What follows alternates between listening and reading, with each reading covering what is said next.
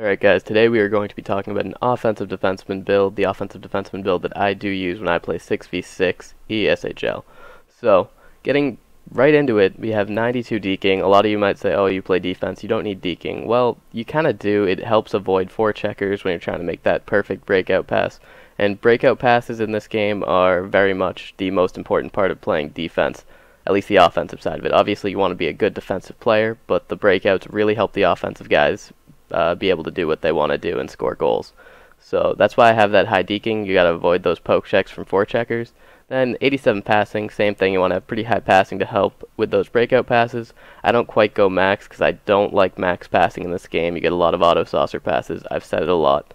And then puck control, you want to have maxed out. If you do get poked or if you do get bumped with a hit, you want to be able to hold on to the puck as best as you can, and puck control helps with that. Then slapshot accuracy and power, obviously you want to have a little bit of that to hopefully hit the net when you get those one-timer chances.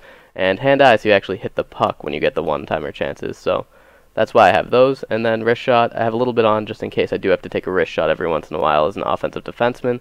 I do get myself in the play, and occasionally I might just have to hit up, get the puck on net, or even get into the slot and take a wrister. So that's why I have that. Now defensively, aggressiveness and body check, I kind of split down the middle. You want to have about 75 of each. Then you got to max out. You got to max out defensive awareness if you want to pick off passes. Sometimes in my builds I don't quite max it out. I don't really think it really helps that much going from 85 to 90. But for the most part, there's not much else I think you really need as a defenseman. Stick checking and defensive awareness are the two most important. And in this game, body checking kind of takes care of itself. Having a higher rating helps a little bit, but you really don't need to max it out or anything crazy like that to be able to hit people. And then aggressiveness kind of helps out with hitting, but again, it's really not, you don't need to have it maxed out. It doesn't have to be crazy high.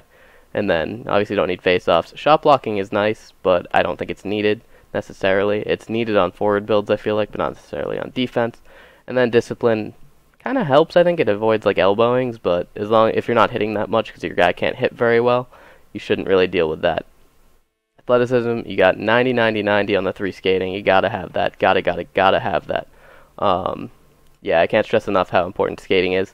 Then endurance, 88. You don't really need to go that high, but I do it because I do like to hustle. I do like to make plays, pinch up in the offense.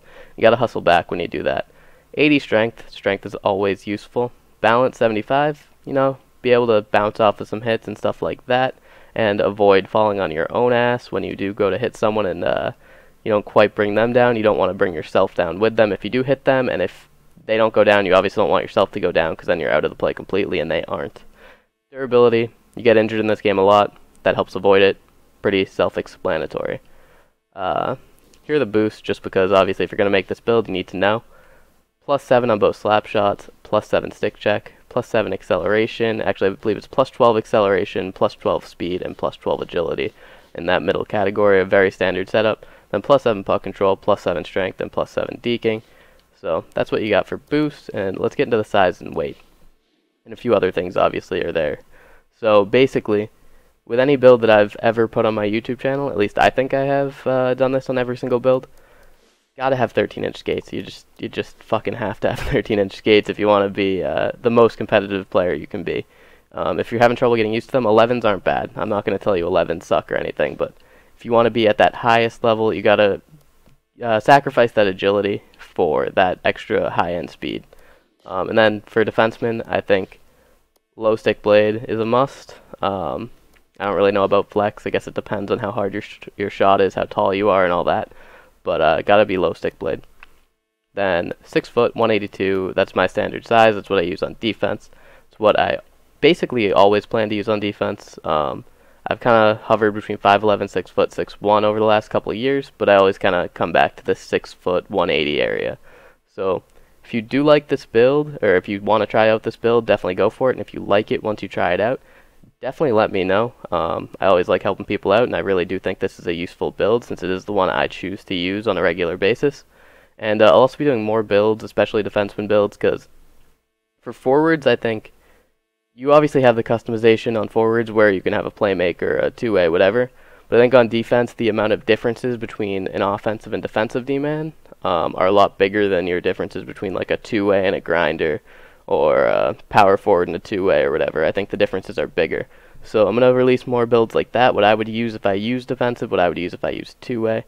And hopefully you guys enjoy that as well. So thank you guys for watching. I will talk to you guys later, and peace.